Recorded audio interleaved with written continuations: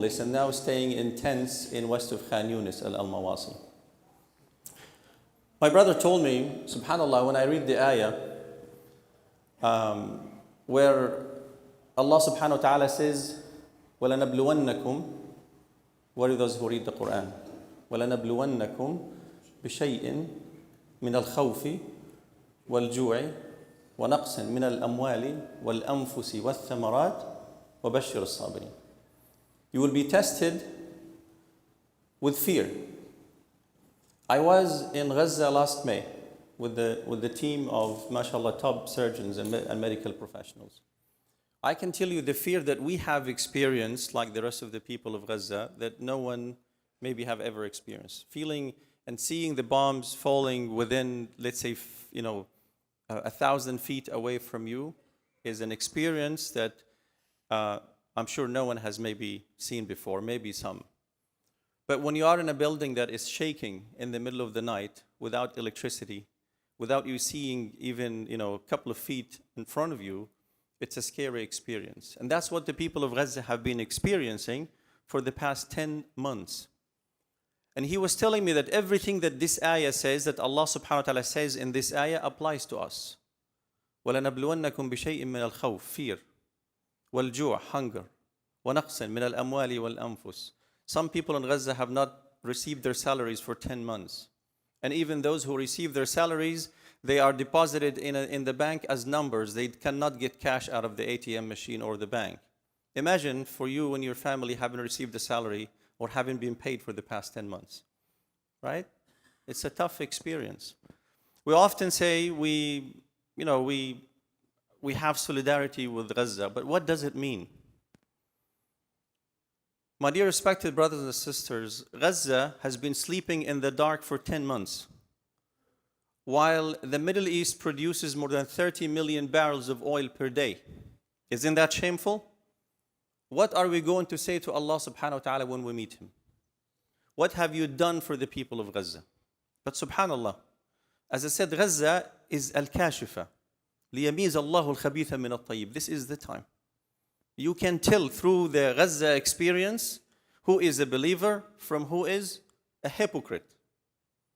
It's obvious. Before, it was like murky.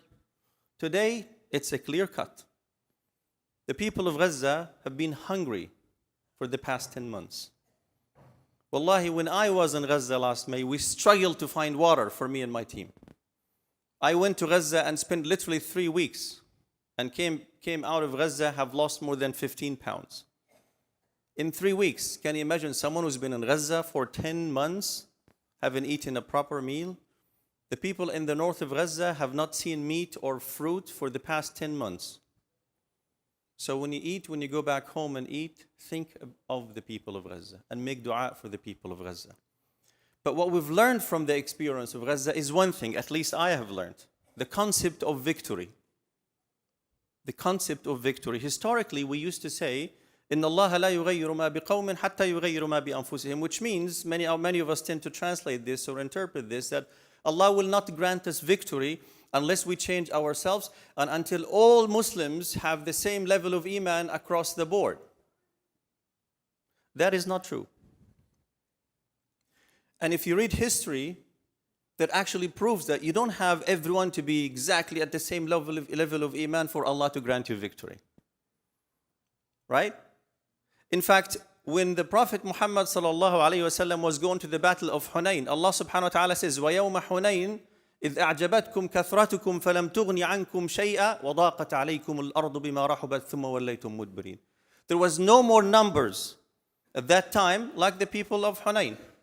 They were going to the battlefield and saying, لَن نُغْلَبَ الْيَوْمَ مِنْ قِلَّةٍ. Allah will not defeat us because we're so many, alhamdulillah. We're all good Muslims, right? But as soon as the battle started, they all ran away. Yet, if you read the story of Talut and Jalut, right?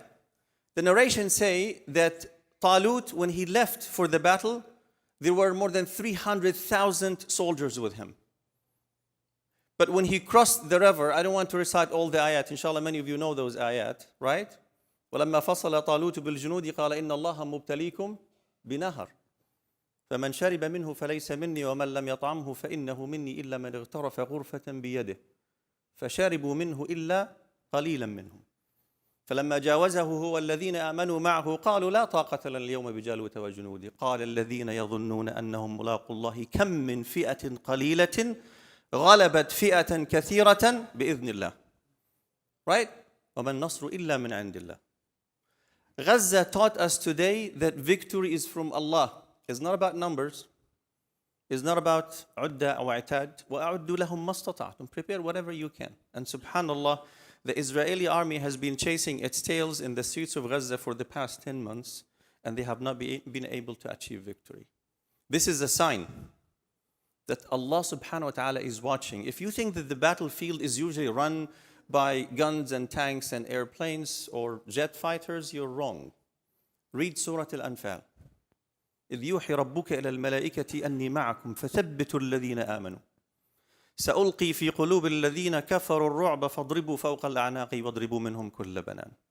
The strongest weapon of Allah subhanahu wa ta'ala in a battlefield is what? Cannons? F-35s? Tanks? No, fear. Fear. And for those who want to understand this beauty of the beauty of our deen and the existence of Allah subhanahu wa ta'ala, watch what's happening in Gaza. وَمَا النَّصْرُ إِلَّا مِنْ عِنْدِ اللَّهِ. But my point, you don't want to watch victory happening while you are sitting on the sidelines. You want to be at the heart of this victory. You don't want to be among those who will be questioned, what have you done for the people of Gaza? And I ask you, what have you done for the people of Gaza? Many of us say, well, I gave money, which is great. But as I said, we've passed the stage of giving. It's the stage of sacrifice. What have you sacrificed for the people of Gaza? What have you sacrificed for the people of Gaza? Because they have sacrificed everything to protect the dignity and honor of this ummah. I ask Allah subhanahu wa ta'ala to make the people of Gaza victorious. I ask Allah subhanahu wa ta'ala to grant them victory over their vicious enemy. Allahumma ameen. I won't speak longer, but I want to just introduce you to FAJR Scientific. We are an organization that for the past 2 years, its overhead was under 1%. This year, we're probably the fastest growing organization, humanitarian organization in America, and I will not exaggerate if I say that. We've grown more than 100-fold in the past 2 years. Alhamdulillah. We've delivered more surgeries maybe than any other organization operating in Palestine today. We just finished a medical mission in the West Bank with 60 medical professionals from the US. And we did 200 complex surgeries in 5 days and treated over 2,000 patients. We've just brought supplies into Gaza as we speak. As we speak, yesterday and today, we're getting medical supplies into Gaza. Okay? I'd like you to visit what we do. If you would like to support this amazing organization, you are more than welcome. Most of our surgeons are actually Ivy League trained. We don't just do surgeries, we bring in supplies, we train our youth in our community, the medical students, and most importantly, we managed to secure funding for a field hospital in Gaza. It cost $12 million. Alhamdulillah, we are in the process of trying to bring it into Gaza. And we need people like yourselves to support it and also man it in the future, inshallah. Gaza needs us all.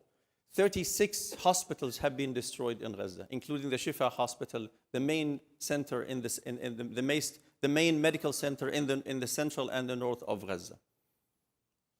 You have more than 100,000 injuries. And oftentimes when we say 100,000 injuries, we don't mean patients. Because each patient can require up to 3 or 4 surgeries between orthopedics, plastic, neurosurgery. So Gaza today requires more than 500,000 surgeries. And if you don't get to those in time, many of them will get infected and die. So I ask Allah subhanahu wa ta'ala to make us all, especially we who live comfortably here in America, a source of comfort to those who need us in Gaza and around the world. I ask Allah subhanahu wa ta'ala to bless you and bless this amazing community and always make us a source of comfort and support to those in Gaza and around the world. Jazakumullah khair. Assalamu alaikum wa rahmatullahi wa barakatuh.